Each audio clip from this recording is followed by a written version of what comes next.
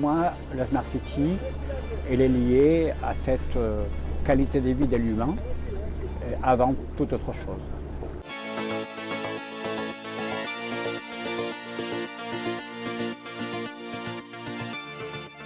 La Smart City ne peut pas être une vision technologique, ne peut pas être une vision technocentrique. Ça, c'est des visions qui, par ailleurs, ont beaucoup pénalisé les développements des villes à la hauteur du défi du XXIe siècle. Et donc, je plaide pour une Smart City humaine, donc humaine car dans la convergence écologique, sociale et économique. Vous êtes entre autres directeur scientifique du NUNCHER, donc on reviendra peut-être là-dessus, mais un des concepts qui vous est cher justement sur l'explication de la ville est ce fameux concept de la ville du quart d'heure. Qu'est-ce que la ville du quart d'heure? La ville du quart d'heure, ça veut dire qu'à un quart d'heure de chez moi, je serai en capacité de loger, de travailler, de me nourrir, de me soigner, d'accéder à l'éducation, aux cultures et d'accéder à des loisirs.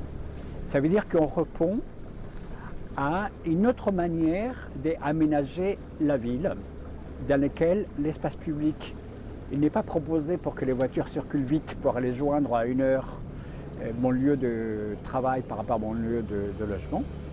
Mais je vais réaménager pour qu'à un quart d'heure de chez moi, je puisse marcher, je puisse accéder à un vélo, je puisse accéder à une mobilité douce de manière générale, je puisse redécouvrir donc ma proximité. On ne réfléchit pas sur la mobilité, à comment aller plus loin et plus vite, mais on réfléchit d'abord à la réponse à la mobilité par l'immobilité. On se déplace le moins possible. Et quand on aura à se déplacer en dehors de son quart d'heure, c'est pour le plaisir de partager. C'est-à-dire qu'on quitte la mobilité subie au profit de la mobilité choisie. Voilà. La ville aujourd'hui, de mon point de vue, doit répondre à 5 défis majeurs qui sont les défis d'abord social, donc bien vivre ensemble, les défis culturels, recréer une culture urbaine avec la fierté de vivre dans une ville et dans un territoire, mais ouverte au monde. Les défis économiques pour créer de la richesse et la partager.